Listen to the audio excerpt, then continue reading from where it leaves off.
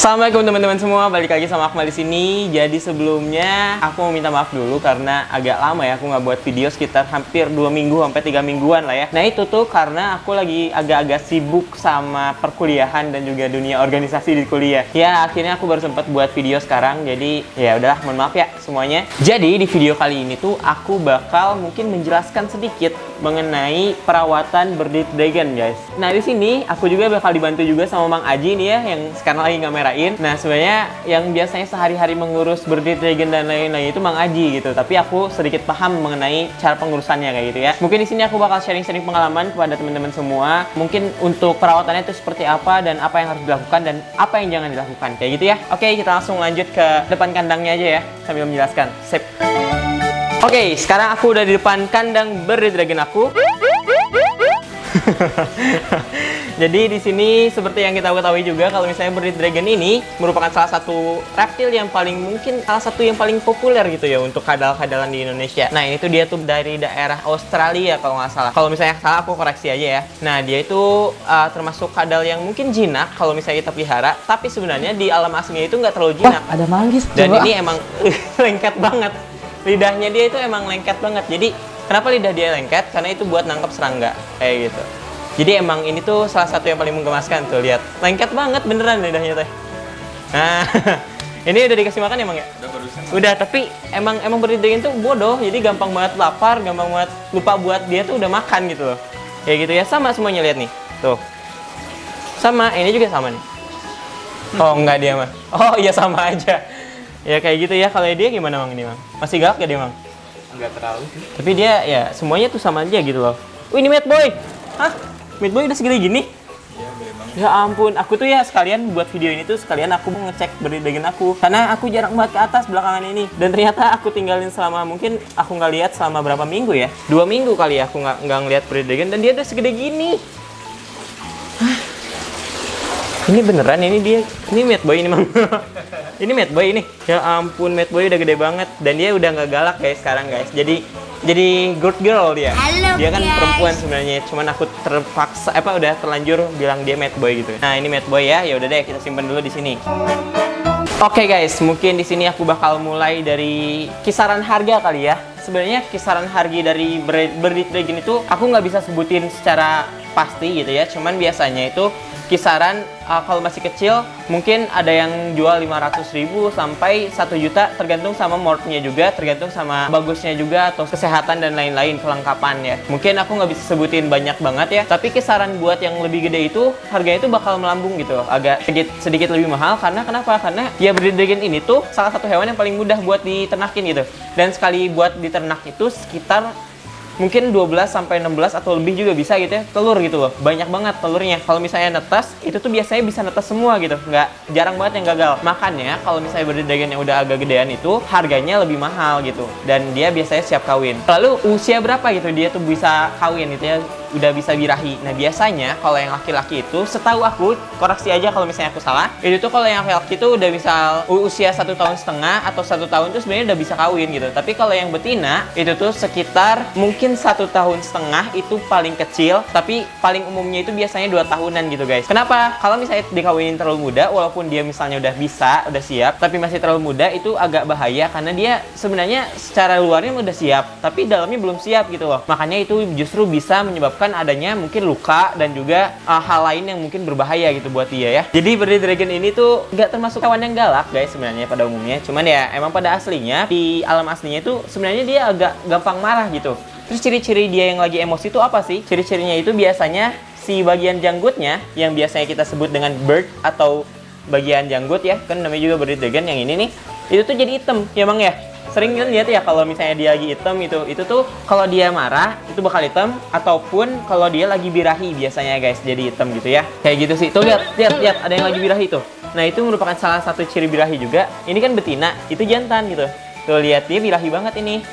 Dan sebenarnya kalau setahu aku juga jangan terlalu sering diliatin gitu kalau misalnya yang betinanya belum siap gitu, karena nanti kalau yang jantannya jadi birahi banget itu bahaya gitu. Nantinya dia bisa justru infeksi gitu organ reproduksinya seperti itu. Nah, jadi kayak gitu buat pengenalan Bearded Dragon-nya. Mungkin kalau buat jantan sama betinanya itu dibedainnya di bagian pangkal ekornya. Kalau yang jantan itu biasanya ada 2 gitu cabang. Kalau yang betina itu nggak ada 2 cabang, biasanya cuma 1 gitu. Kayak gitu ya. Cuman kalau aku sendiri sih sebenarnya kalau misalnya ngebedain secara langsung itu agak sulit ya. Kalau Bearded Dragon kayak ini nih ya, dia kan betina nih. Sama ini jantan. Sama itu juga jantan, kan beda gitu ya. Kelihatannya sama-sama aja gitu kan. Kalau dari luar memang ya tampak fisik mah ya emang agak sulit. Jadi dilihatnya itu dari pangkal ekor. Lalu untuk setting kandang nih, setting kandang. Tips dari aku, itu tuh setting kandangnya itu cukup kayak gini sebenarnya emang. Kayak ditaruhin heading cave buat dia berteduh. Terus nanti tuh alasnya cukup pakai karpet aja, nggak usah pakai alas-alas yang kayak kokohas, kokopit ataupun pasir-pasir. Kenapa? Karena dia itu termasuk hewan yang bodoh. Jadi kalau misalnya kita ngasih makan di dalam kandang gitu ya, terus pakai kokohas atau kokopit, itu tuh kadang suka kemakan. Bahkan kita nggak ngasih makan di dalam kandang pun suka kemakan gitu. Nah, terus dia itu kalau bisa dikasih makannya tuh di luar kandang. Kalau bisa ya, karena apa? Kalau di dalam kandang itu emang apa ya? Kadang dia atau apa itu kan kadang takut kemakan lagi, jadi racun juga buat dia ya kayak gitu. Jadi kalau bisa ya tempat makannya yang steril gitu. Nah, kalau dibilang dia butuh sama kayak apa ya? Biasanya kan ada tangkringan-tangkringan gitu ya emang ya, kayu gitu ya. Nah, sebenarnya kalau dibilang itu butuh atau enggaknya itu tergantung lagi gitu sama kandangnya, situasi kandangnya. Sama situasi kandangnya. Kenapa? Karena kalau misalnya kandangnya kayak gini, ini kan kecil ya. Nah, kalau misalnya dikasih yang tinggi, terus dia udah gede, itu tuh dia bakal langsung kena paparan sama ini gitu. Ini lagi birahi juga tuh lihat. Nah, ini nih hitam gini nih kalau lagi birahi. Kalau nggak lagi emosi, hitam.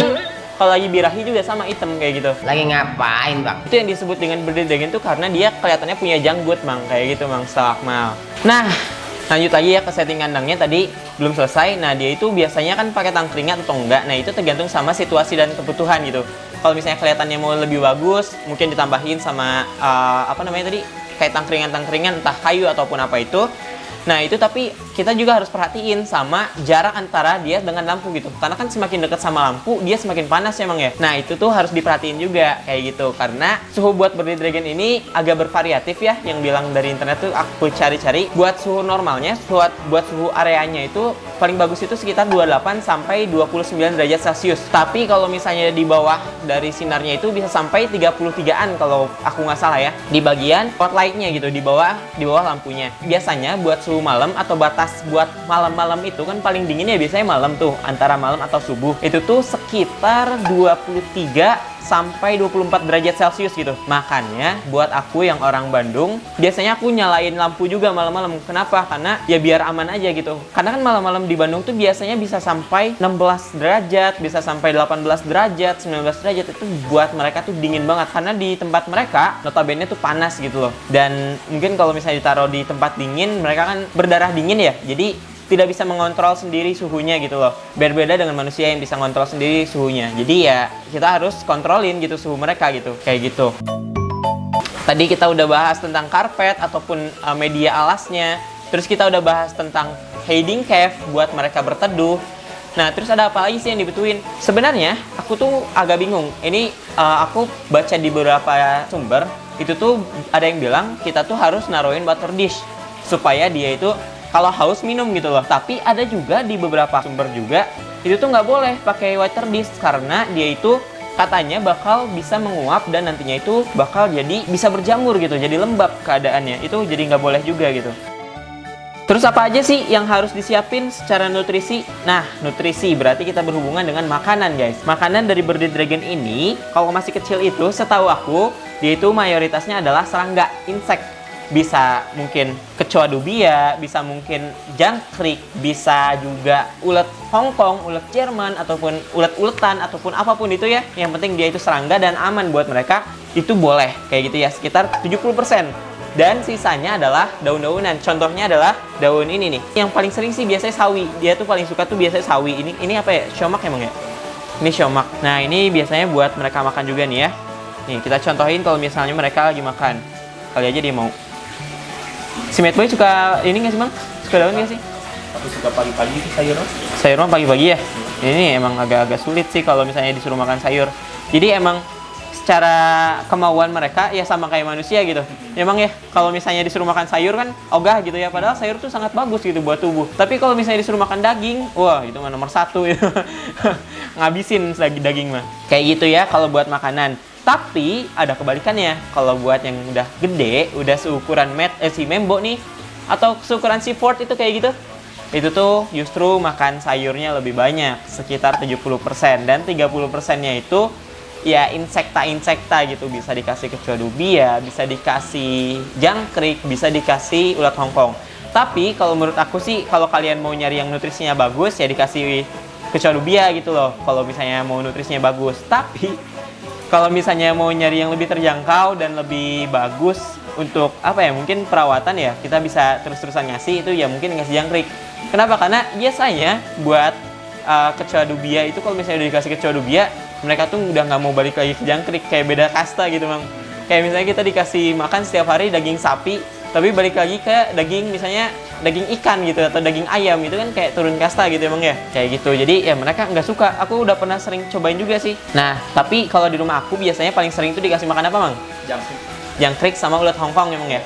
Ulat Hongkong atau ulat Jerman Emang ya, paling sering.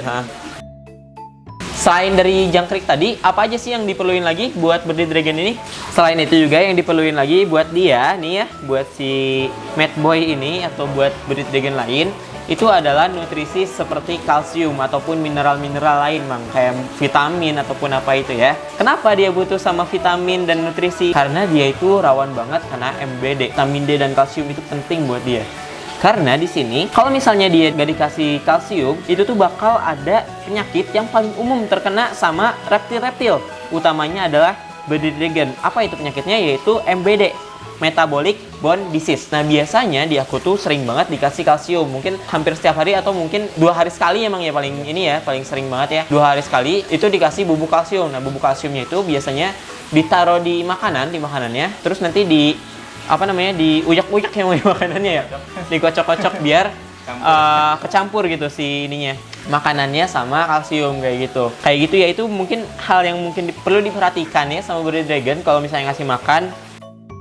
Lalu kalsium itu tidak akan terlalu bagus untuk bermetabolisme kalau misalnya kita nggak ngasih cahaya matahari, nggak ngasih UV. Percuma gitu Mang, karena di cahaya matahari itu kan ada vitamin D.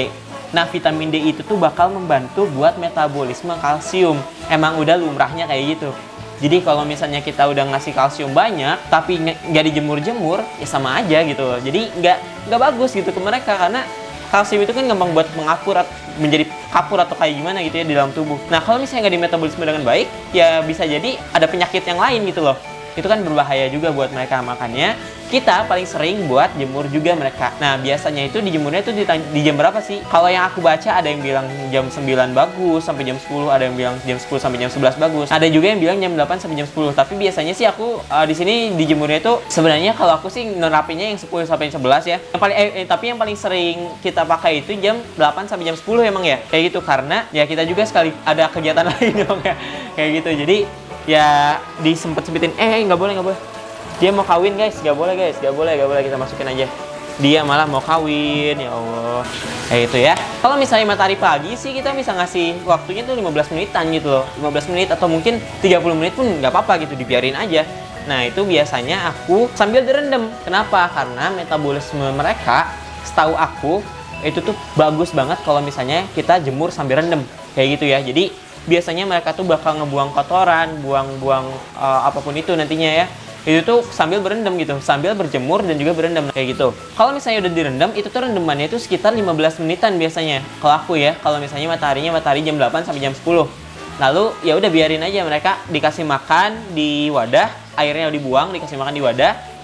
Terus nanti dikasih kalsium juga, ya udah biarin sambil jemur lagi sekitar 15 menitan. Kalau misalnya matahari pagi. Tapi kalau matahari siang, mungkin teman-teman ada waktunya itu jemur jam 11 siang sampai jam 12 siang, itu tuh udah matahari sebenarnya kurang bagus, tapi sebenarnya masih bisa dipakai gitu. Kalau aku sih biasanya kalau udah jam segituan ya mungkin cuma 5 menitan gitu, dijemur sama direndam gitu. Kalau misalnya terlalu panas juga ya mateng mereka. Kayak misalnya telur nih Bang, ditaruh di tempat juga kan biasanya kalau ditaruh lama-lama suka mateng-mateng juga kan, emang kalau ditaruh di bawah sinar matahari sama gitu. Jadi mereka juga kepanasan, nanti dehidrasi lah kayak gitu. Tadi kita udah ngomongin soal makanan, udah ngomongin soal jemur, udah ngomongin soal kalsium. Ada hal lagi nih ya yang mungkin kita perlu ngomongin, yaitu adalah minuman. Minumannya itu tuh kalau mereka tuh bodoh guys. Jadi susah gitu kalau minum. Kalau aku taruh water dish, mereka tuh jarang buat minum gitu loh. Jadi gimana sih cara buat mereka minum?